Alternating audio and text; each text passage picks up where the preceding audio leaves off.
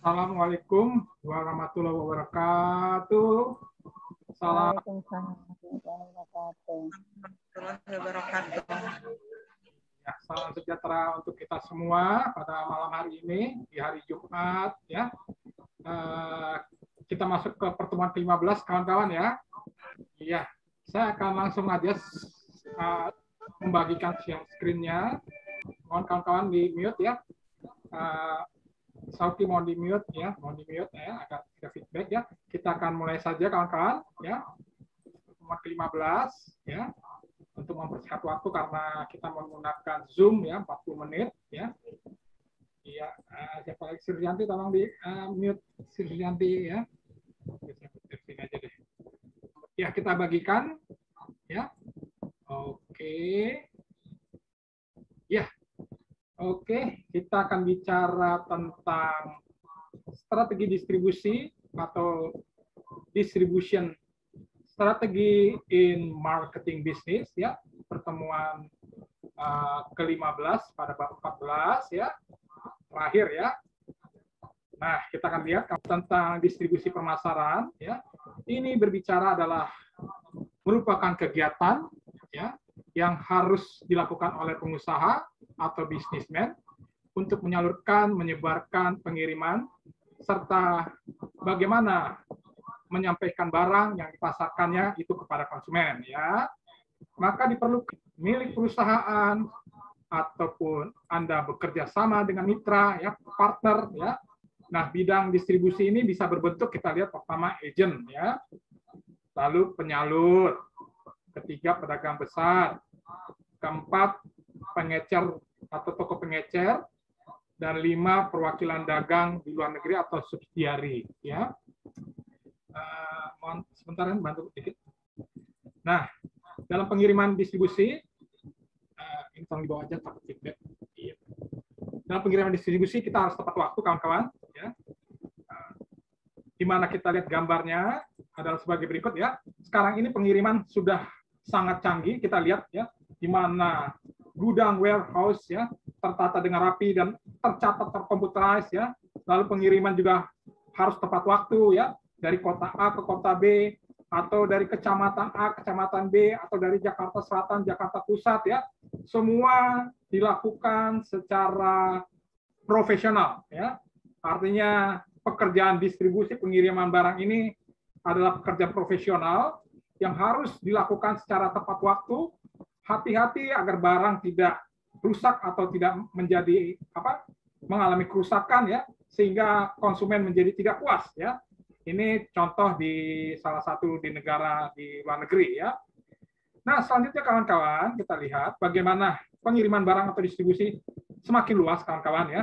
Mungkin dari darat ya, ada juga dari laut atau dari udara ya. Pengiriman juga harus tepat waktu, pengaturan pengiriman barang dengan di daerah-daerah tertentu sudah ditentukan ya. Misalnya kalau Anda lihat di daerah Merak atau Lampung ya, pelabuhannya mengirimkan barang ke Sumatera atau dari Jawa ke Bali atau berbagai hal ya, pengiriman harus dilakukan secara baik dan dikemas secara rapi, dan sehingga produk yang disampaikan atau produk yang disampaikan ke daerah tersebut konsumen dapat terpuaskan ya. Jadi distribusi ini semakin canggih kawan-kawan ya, apalagi sekarang kita lihat perusahaan-perusahaan swasta ya berlomba-lomba untuk memberikan yang terbaik ya. Ini tidak kita pungkiri kawan-kawan ya. Artinya pengiriman-pengiriman barang harus dilakukan dengan baik dan cermat ya. Distribusi ya.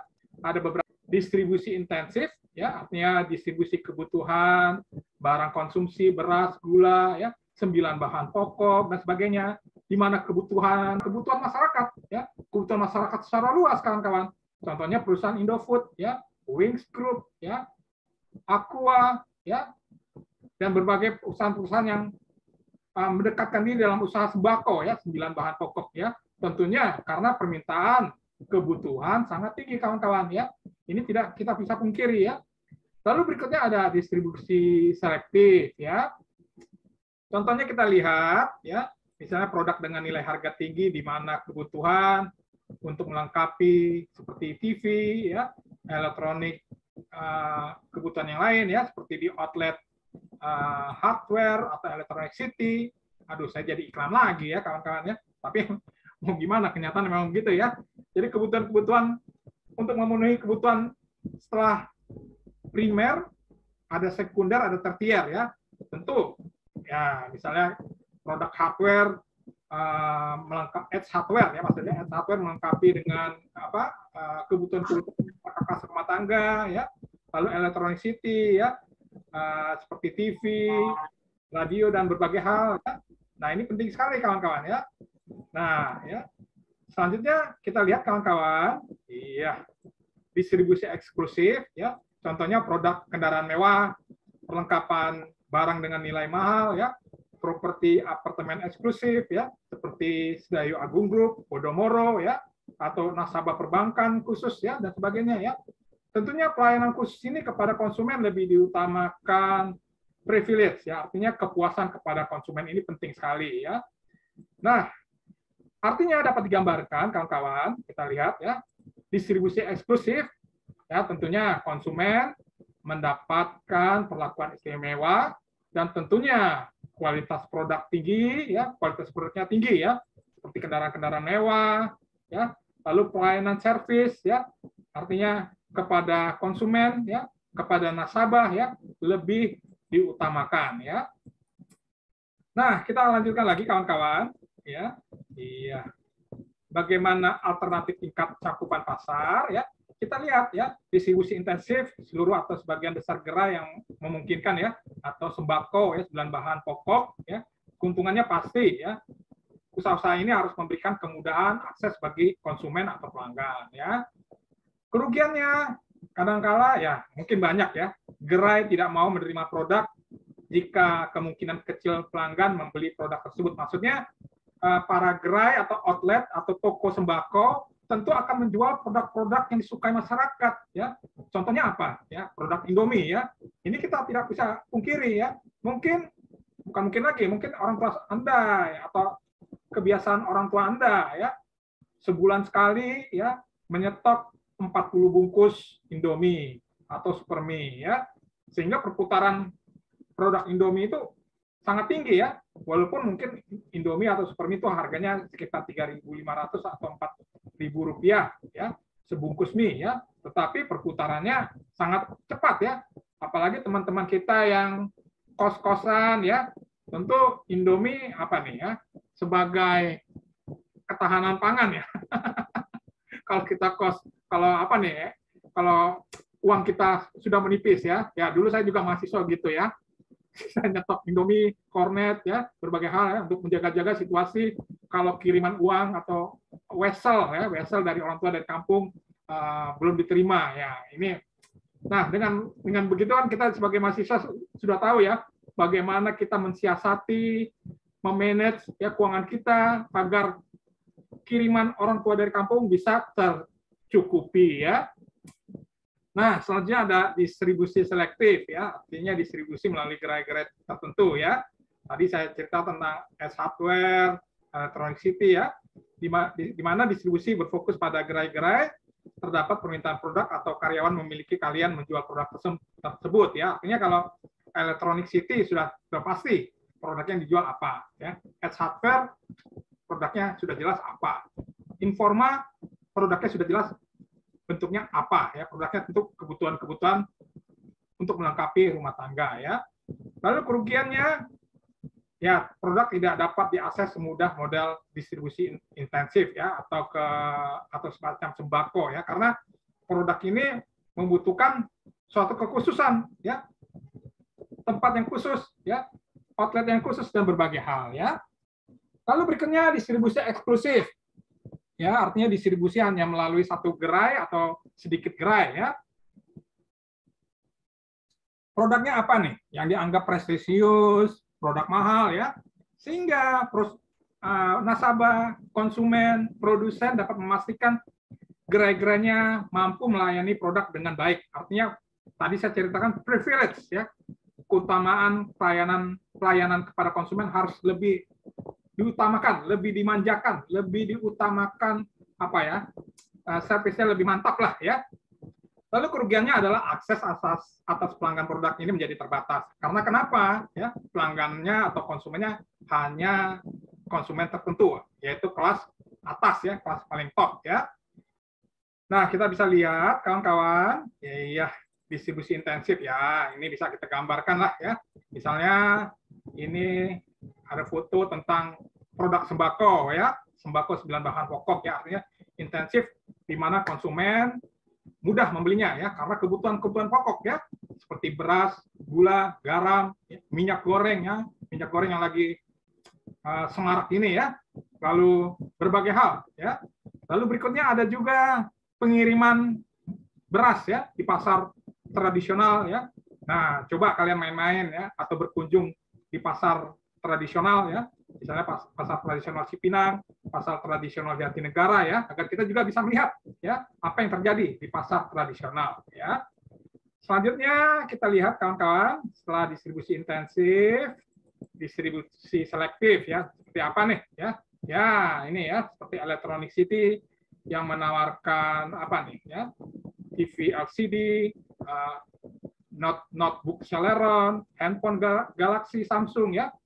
Lalu TV-TV yang sangat inilah ya, yang sangat oke ini ya, sangat mantap ya. Nah, ini harganya ya masuk ke masyarakat menengah ke atas ya. Atau mesin cuci yang sekarang ini lagi apa nih ngetren ya, washing machine front loading ya, harganya 5.399.000, kena pajak lagi ya. Nah, ini memang ini khusus juga ya. Jadi outletnya memang atau tokonya memang khusus ya. Bisa kita lihat kalau Anda jalan-jalan ke Pondok Indah Mall atau Gandaria City ya. Nah, berikutnya kita lihat bagaimana distribusi eksklusif ya. Artinya produk-produk tersebut sangat mahal ya. Bisa kita lihat ini apa nih ya. Saya lupa namanya nih. Tas apa nih? Mungkin tasnya mahal ya. Atau jam Rolex ya. Nah, atau kendaraan mewah ya. Apa Ferrari atau apa ya. Saya kurang mengetahui ya. Tapi memang ada konsumen tingkat atas ya yang mempunyai kemampuan membeli produk-produk tersebut ya. Artinya perusahaan-perusahaan tersebut memberikan keistimewaan atau privilege ya kepada konsumen atau nasabah-nasabah tersebut ya. Kadang-kala ada yang menyatakan memakai jam Rolex membuat percaya diri ya, atau memakai mobil mewah seperti Ferrari membuat rasa percaya dirinya mantap ya. Nah, itu ya. Nah, saya kurang begitu hafal untuk produk distribusi eksklusif ya. Tapi ini ada gambarannya ya. Jadi ada konsumen bawah, menengah, dan konsumen atas ya. Nah, kita lanjutkan lagi kawan-kawan. Ya, bagaimana jenis saluran distribusi? Ada arus fisik ya. Kita lihat, kelewatan kawan-kawan sebentar ya. Artinya ada arus fisik, physical flow. Lalu ada arus hak milik, title flow. Lalu berikutnya ada arus pembayaran, payment flow. Lalu berikutnya ada arus informasi, information flow. Kelima adalah arus promosi, promotion flow ya. Gambarnya bisa arus fisik dalam arus hak milik ya. Artinya ada pensuplai, pengangkutan, produsen ya. Ada lagi pengangkutan misalnya di Lampung menuju ke Medan ya. Ternyata menuju dealer ya. Lalu ada pengangkutan lagi pengiriman ya dari Lampung ke Palembang, ke Kota Padang, ke Medan, ke Aceh ya, lalu sampai ke pelanggan ya. Lalu berikutnya ada arus hak milik ya, yaitu pensuplai, ada produsen, lalu menuju dealer, lalu menuju pelanggan ya. Berikutnya kita lihat kawan-kawan ya, contoh gambar arus pembayaran dan arus informasi. Artinya pelanggan akan berhubungan dengan bank ya untuk membeli barang, sehingga bank menyatakan permintaan pembelian barang melalui dealer, lalu dealer kirimkan ke pembayaran ke bank, ya, lalu bank melanjutkan pembayaran dijual lagi ke produsen, lalu produsen melakukan pembayaran lagi bank, lalu mencapai ke usaha pensuplai ya. Tentunya sekarang dengan tingkatan 1, 2, 3, 4, 5, 6, 7, 8 ini sudah tidak terlalu lagi ya. Artinya sekarang internet banking melalui handphone pintar, melalui laptop ya, semakin canggih ya, mungkin tidak sampai 7 atau 8 arus pembayaran ya, mungkin hanya 1 atau 2, 3 ya, 2, 3 jalur ya. Lalu berikutnya kawan-kawan ada arus informasi, kita lihat kawan-kawan. Iya, bentar ya.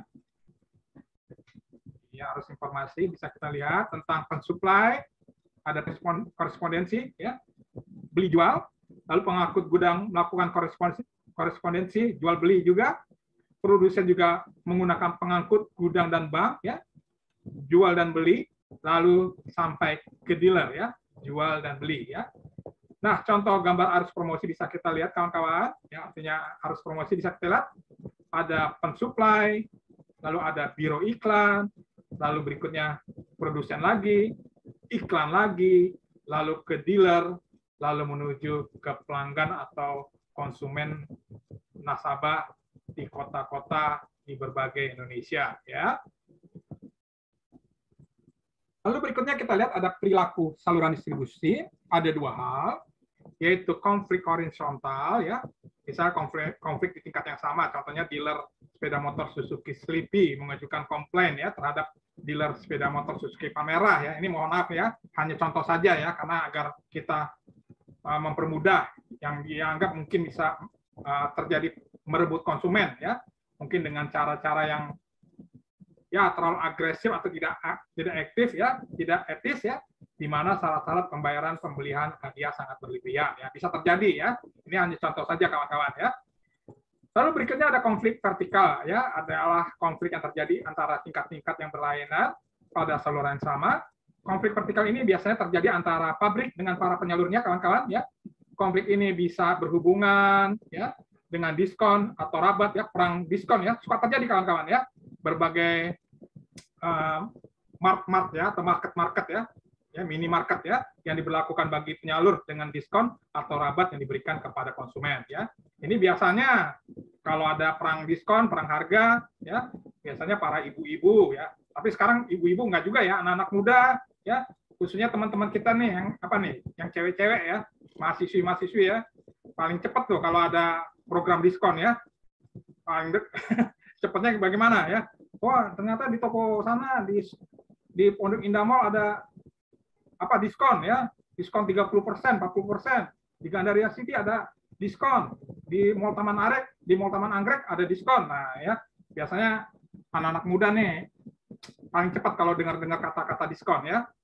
Nah, apabila diskon untuk penyalur, diskon untuk konsumen selisihnya terlalu kecil, biasanya penyalur akan berkeberatan ya pasti ya, dengan margin yang sangat apa nih, kita lihat margin sangat minim atau rendah bagi penyalur ya. Tentunya kalau terlalu rendah juga berbahaya ya, perang harga, perang diskon ini juga nggak bagus juga ya.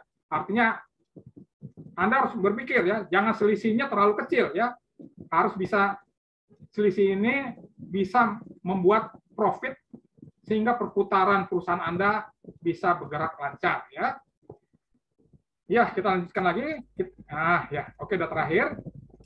Teman-teman, kita sudah saya berikan ya UAS ujian akhir semester hari ini ya. Segera saya sebagai dosen bagikan kepada Anda ya, baru-baru ini kepada Anda melalui ketua kelas ya. Ya, beberapa ada teman Anda khususnya Arionius ya sudah mengirimkan tugas ya dengan baik ya. Ini jadi cukup bagus ya. Tolong tingkatkan lagi Arionius. Sepertinya Anda juga kelupaan tuh tugas sebelumnya ujian tugas semester ya, agar nilai Anda bisa sempurna A ya. Kalau hanya tugas UAS, UTS-nya nggak dibikin tuh tugas UTS ya, tapi kurang maksimal ya. Nah, kerjakan dengan baik dan berkualitas ya, khususnya ujian akhir semester ya. Dan juga kerjakan tugas studi kasus dengan baik dan berkualitas ya. Tadi saya bincang-bincang dengan teman kita Krismandi Chandra tentang kualitas penulisan ya. Ada contohnya, mungkin tanya sama Mas Kris ya. Tulisannya ngawur kemana-mana ya, ngomong ke apa COVID lah, ngomong kesehatan lah, saya suka jadi bingung sendiri ya. Padahal kita kuliah ekonomi ya, ekonomi manajemen, akuntansi. Nah, jadi mohon kawan-kawan ya, kalau bisa, bukan kalau bisa harus ya, jangan ngomong kemana-mana, jangan out of topic ya, keluar dari topik. Jadi kita sendiri atau saya sendiri bingung ini bicara apa gitu ya. Jadi mohon Ya, mohon dengan ini saya harapkan Anda harus memberikan jawaban esai ini berkualitas ya. Sehingga nanti Anda terlatih kawan-kawan ya. Jangan sampai nanti saya sebagai dosen menegur Anda berkali-kali lewat email, lewat WA ya, atau YouTube ini ya. Sehingga nilai Anda kualitas Anda kurang, out of topic ya, keluar dari pembicaraan ya, sehingga dosen memberikan nilai tidak lulus ya, tapi saya harapkan Anda harus usahakan nilai Anda A ya. Sehingga nilai Anda, indeks prestasi kumulatif Anda, IPK Anda akan terangkat ya dengan baik ya, karena Anda memberikan penjelasan-penjelasan secara berkualitas ya. Nah, berikutnya ya, kirim jawaban Anda, tugas studi kasus ya, ke email yang sudah ditentukan akhir semester ya. Kadang-kala jujur ya, saya sudah tentukan hari Jumat dikumpulkan pukul jam 12 malam. Nah, tiba-tiba ada WA, Pak, minta perpanjangan waktu gitu. Ya, saya perpanjangan waktu sampai hari Sabtu ya, saya kasih hari Sabtu jam 12 malam ya. Setelah saya buka hari Minggunya, aduh, nggak berkualitas. Bagaimana nih ya? Padahal tugas-tugas saya kasih sebelumnya ya. UAS pun saya kasih 2 minggu sebelumnya ya. Ini menjadi pertanyaan nih ya. Kok Anda nggak mengerjakan serius ya? Saya kan memberikan materi ini tentu dengan serius agar Anda bisa berkualitas ya. Nah, tugas studi kasus ini adalah pendapat pemikiran Anda ya, pemikiran Anda ya, bukan pemikiran orang lain yang Anda pindahkan dari universitas mana, universitas A, universitas B, universitas C, Anda copy paste. Nah, ini bahaya ya. Bahaya, jangan ini ya. Sebab nanti skripsi pun ada ini ya, apa uji plagiat ya. Kalau sampai uji plagiatnya sampai 70%, 80%, bingung juga saya. Ini kok mindahin jawaban orang ya, repot ya. Artinya Anda kurang bersungguh-sungguh ya. Dalam tugas ini yang dibutuhkan pendapat pemikiran Anda yang berkualitas, kerjakan dengan mantap, sehingga kita bisa, kita menang, kita berjaya, dan salam sukses. Oke, ini pertemuan ke-15, mohon open kamera terakhir. Iya. Ya, saya akan bacakan ya. Hari ini ada teman kita Kris Mandi Chandra, abang kita Brian Adam Sinaga, Eka Elviani di mobil. Hati-hati Eka di jalan ya. Hati-hati ya. Iya, Pak. Oke, tetap semangat Eka. Ya, luar biasa Eka di jalan masih belajar. Ini contoh ya, STIG belajarnya semangat walaupun di kendaraan tetap belajar ya. Ini menjadi iklan kita ke iklan YouTube kita ke sekolah-sekolah SMA lain ya. Ada abang kita Yusman Lala, ada Sri Suyanti, ada Agnes ya, ada Indriani, ada Cecilia Prisma, ada Teti Sumiati, ada abang kita Octavianus Gultom, ada Sauki, ada Serlina, ada Evi Lutfia, ada abang kita Danang Budi dan Dian Waru ya di STIG ya. Oke, demikian teman-teman pertemuan kita hari ini ya. Pertemuan ke-15 ya. Minggu depan kita minggu tenang, minggu depan lagi kita UAS, kerjakan dengan baik ya. Kerjakan dengan baik sehingga berkualitas ya. Saya harapkan mudah-mudahan kita bisa bertemu lagi di semester besok ya, semester baru ya, dengan semangat baru ya, dengan kegembiraan, yaitu kemungkinan besar kita bisa tatap muka ya. Kita sudah 2 tahun hanya lewat Zoom ya.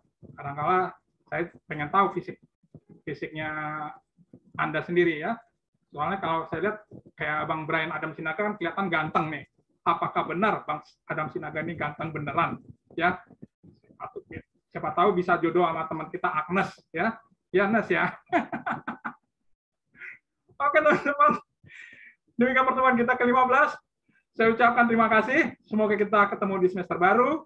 Akhir kata saya ucapkan wassalamualaikum warahmatullahi wabarakatuh. Salam sukses tinggi, dan salam sukses Indonesia. Terima kasih. Sampai jumpa di semester baru. Sampai jumpa kawan-kawan. Terima kasih.